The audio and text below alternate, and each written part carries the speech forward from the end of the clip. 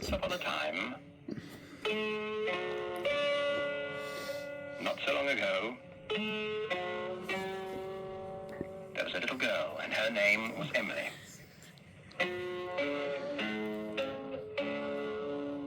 And she had a shop. There it is. It was rather an unusual shop because it didn't sell anything. You see, everything in that shop window was a thing that somebody had once lost, and Emily had found, and brought home to Bagpuss. Emily's cat, Bagpuss. The most important, the most beautiful, the most magical, saggy old cloth cat in the whole wide world.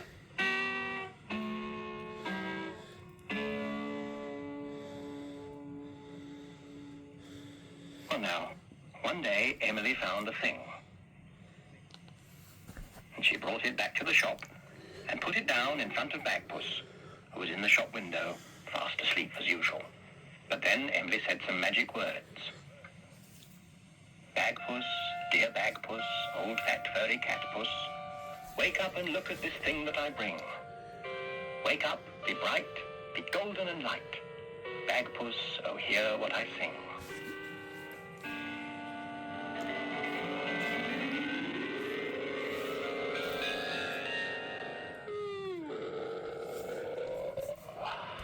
And Bagpuss was wide awake. And when Bagpuss wakes up, all his friends wake up too. The mice on the mouse organ woke up and stretched.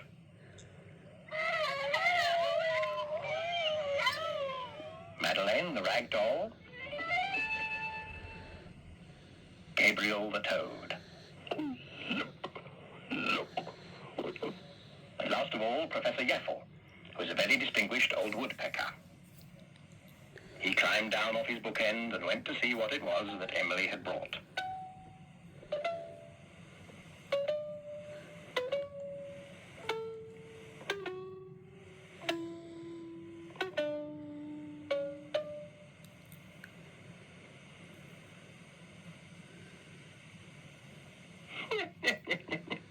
Oh dear, oh dear, oh dear. What a tangle of old rubbish. What a mix-up of twigs and sprigs and twisted bits. How on earth are we going to find out what it is, let alone what's wrong with it?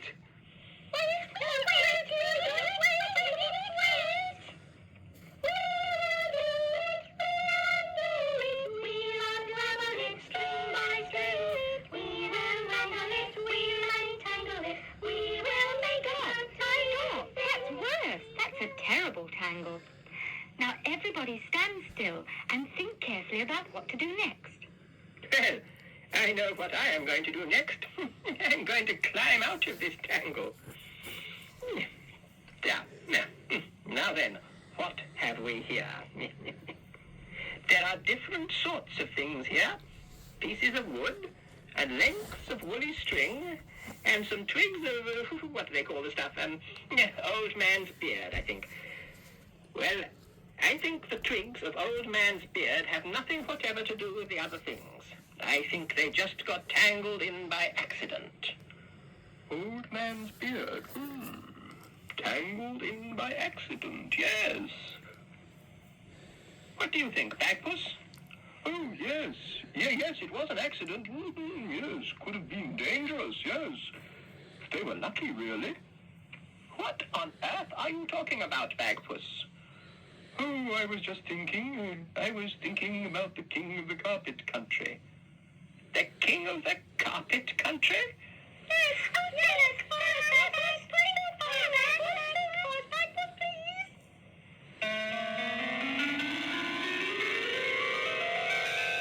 It was a pleasant country.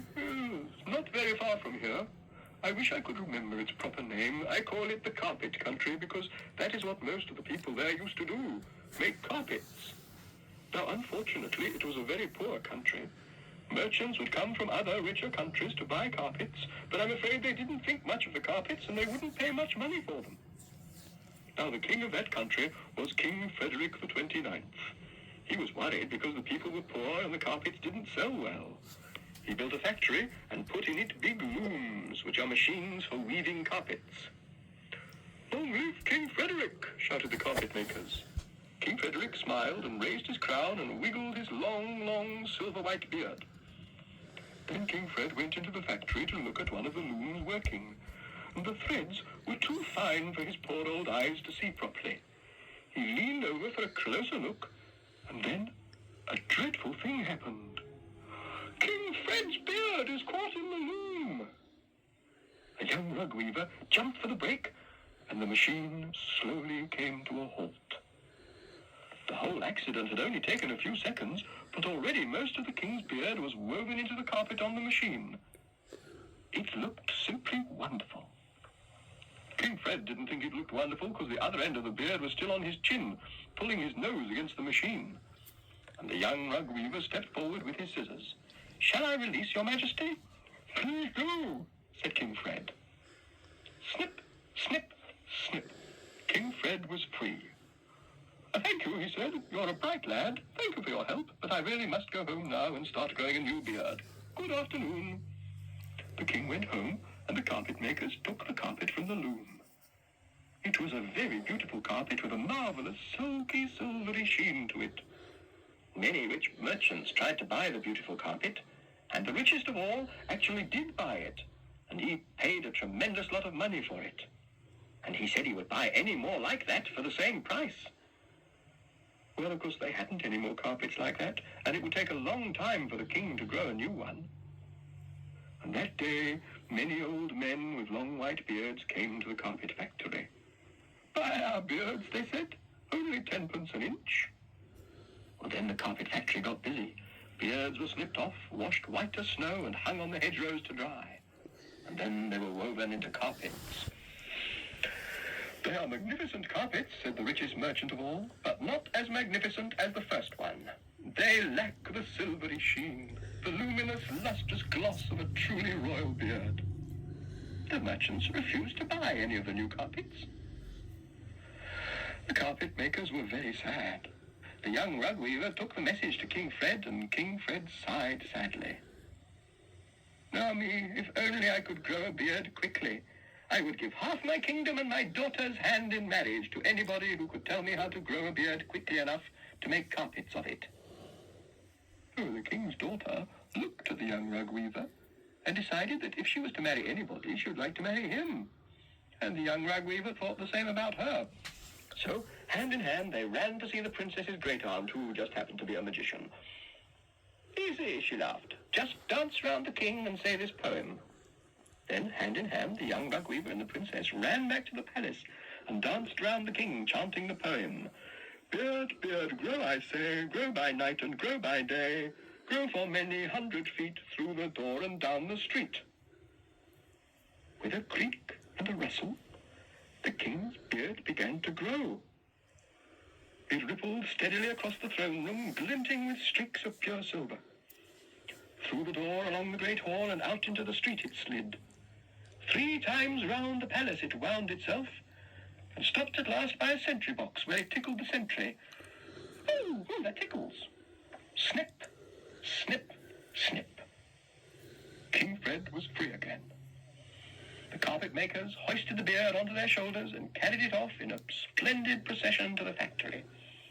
There it was woven into enough carpets to make the country rich again. The young rug maker married the princess, and everybody was happy, except perhaps the other old men. They all wanted to have their beards made into carpets. They would cut them off and wash them and hang them in the hedgerows to dry, but nobody would buy them to make carpets. So they left them there. You can still see them sometimes in the hedgerows, white and fluffy. People call it old man's beard. No, that is completely incorrect. No, old man's beard is just the nickname of a climbing plant. Clematis vitalia is its proper name, but you can call it wild vine, or virgin's bower, or willy wind, or traveller's joy. It's all the same plant. Well, it's only a story. And a very good story it was, too. Look what it's done for the bits and pieces. Yes, I think that must be a loom. Yes, a loom for weaving. That's the same sort of machine that the king's beard was woven on. How did it work? I'm not sure. There's a warp and a weft and a shuttle in the middle and I don't know exactly. Madeleine, do you know about weaving? Weaving? I only know a song about weaving. So do I. And the mice do too. Come on, mice. Heave! Heave! Heave! Heave! The marvelous mechanical mouse organ!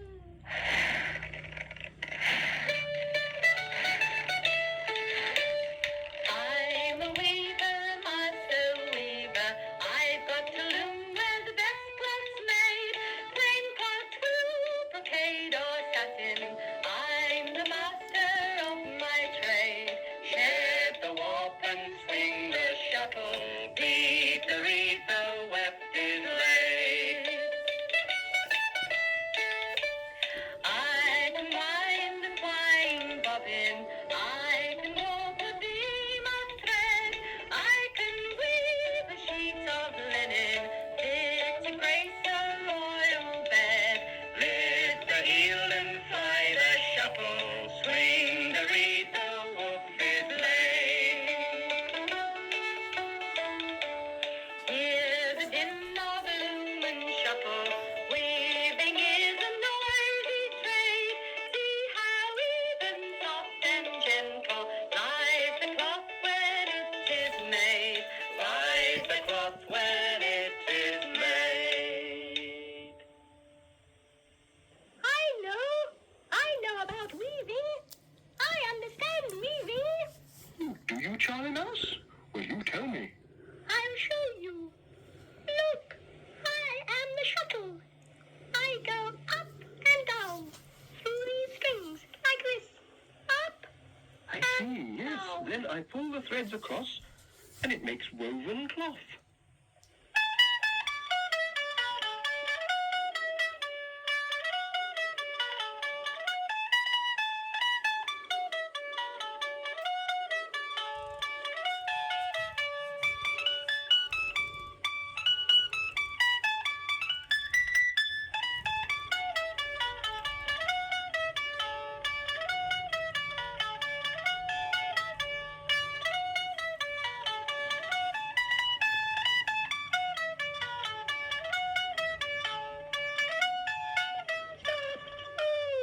Stop. Tired out.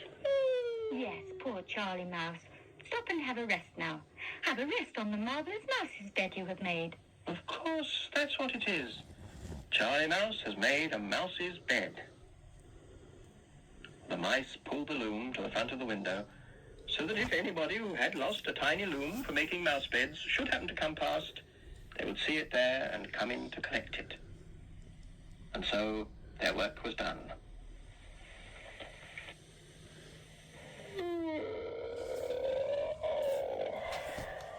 Bagpuss gave a big yawn and settled down to sleep. And of course, when Bagpuss goes to sleep, all his friends go to sleep too.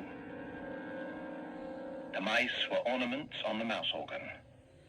Gabriel and Madeleine were just dolls. And Professor Yaffle was a carved wooden bookend in the shape of a woodpecker. Even Bagpuss himself, once he was asleep, was just an old, saggy cloth cat. Baggy and a bit loose at the seams. But Emily loved him.